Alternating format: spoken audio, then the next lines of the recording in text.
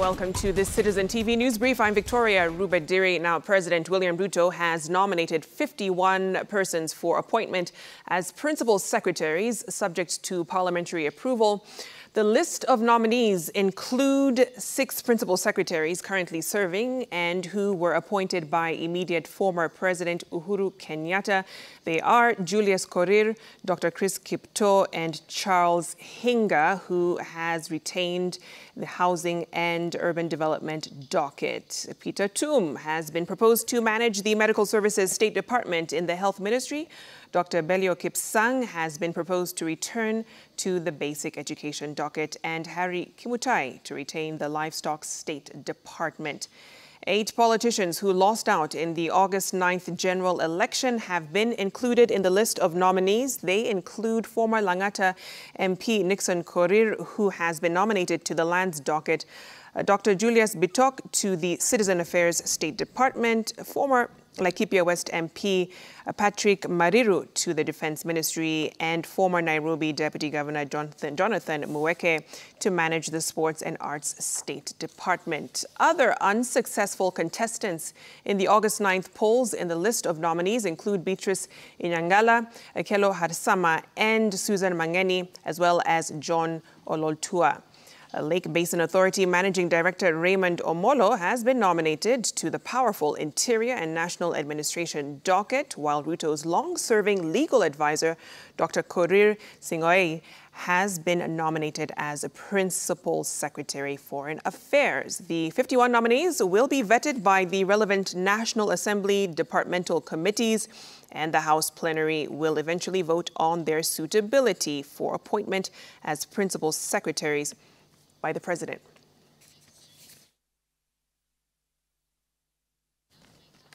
And President William Ruto turned into a prayer warrior as he officiated a special ceremony for the Kenyan peacekeeping team heading to the Eastern Democratic Republic of Congo, eastern part of the DRC, I beg your pardon. Now, the head of state prayed for God's guidance on behalf of the Kenyan troops who will join the East African Community Regional Forces contingent. Now, the contingent will assist the DRC in its efforts to repel M23 rebels who have taken up critical positions in the mineral-rich North Kivu province. It is our responsibility to confront criminals, terrorists, and all negative elements, including armed groups that terrorize our region, denying us the opportunity and the possibilities that exist in our region for prosperity, for growth, and for development. In that extensive consultation, I have come to the conclusion that it is necessary, it is important, and it is urgent for us to make this deployment, and I am confident that the men and women in this force have been prepared adequately to be able to discharge their mandate, to carry our Kenyan flag, and I have been careful when I was handing over the flag to the commander that you have our support and our prayers.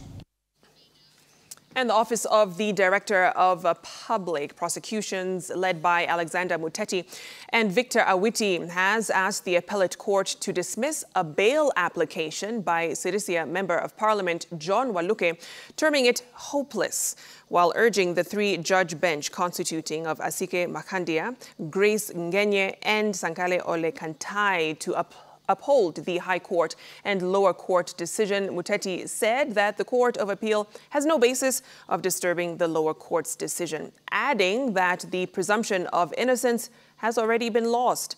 The court was told that the application does not fit in the exceptional circumstances under which an order staying proceedings may be issued. Waluke, through his lawyers, says that there are 30 arguable legal points to seek bail. He urged the court to release Waluke on bail pending appeal so as to continue serving his people.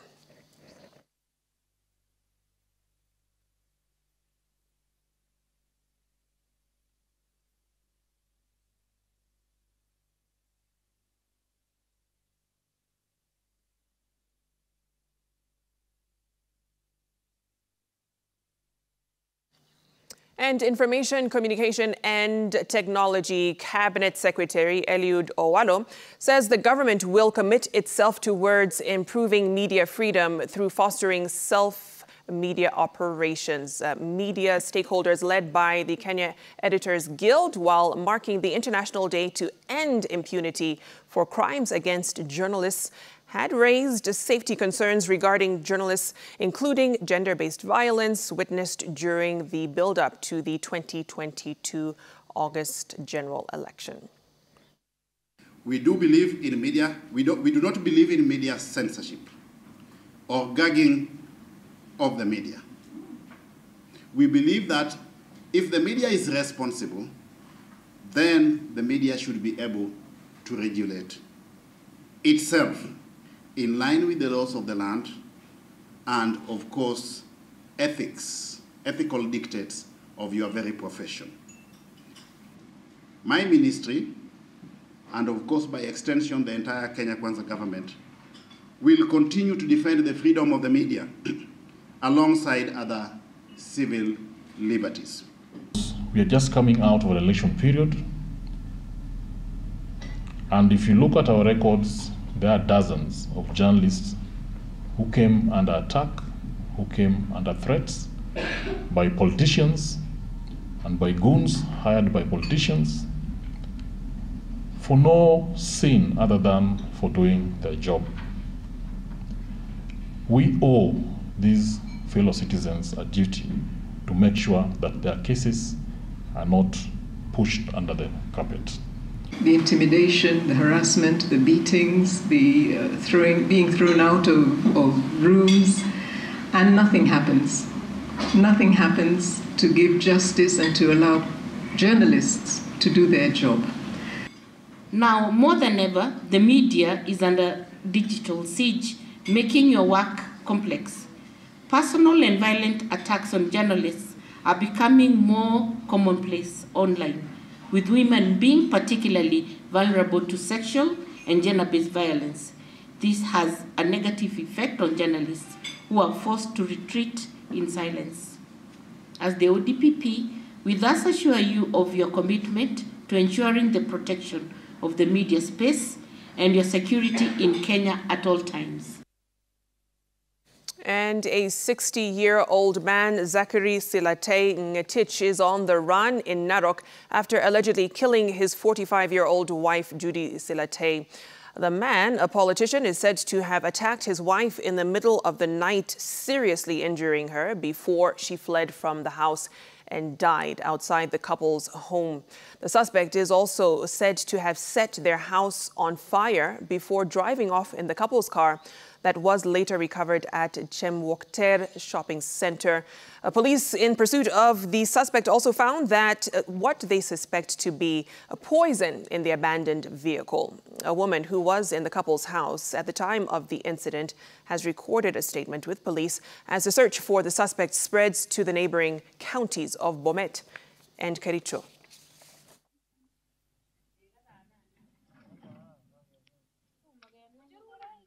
There's also a case of arson, and this is the only home that the deceased and the husband were living in. Their kids, all of their kids are in school, so they're just here together. So we are going to sit down and see how we are going to approach it, because it's a difficult situation now, because the two families now are estranged. Mama wa Ipoma akiwa ameuawa na amelazwa mahali hapo.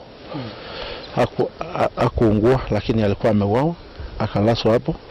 Nikapigia DC Narok South,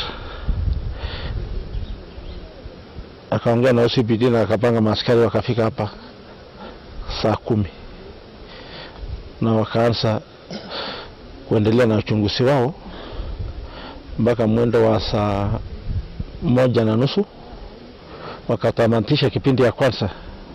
Wakatumana watu ya Forcenic waletwe wakuje wajaribu kutathmini hali ya moto sasa. And the County Assembly of Kirinyaga has approved the nomination of 10 executive committee members who were nominated by Kirinyaga Governor Anne Waiguru.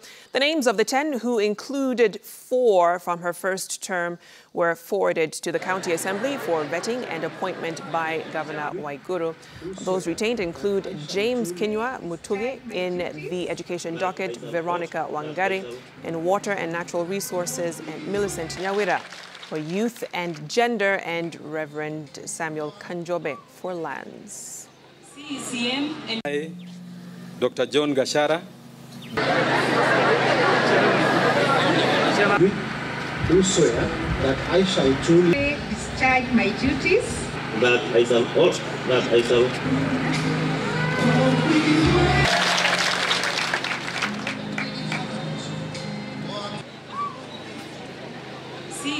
And a section of Meru residents now want the troubled Meru County dissolved, while condemning the ongoing standoff between Governor Kawira Mwangaza and the County Assembly, which they say has paralyzed delivery of service.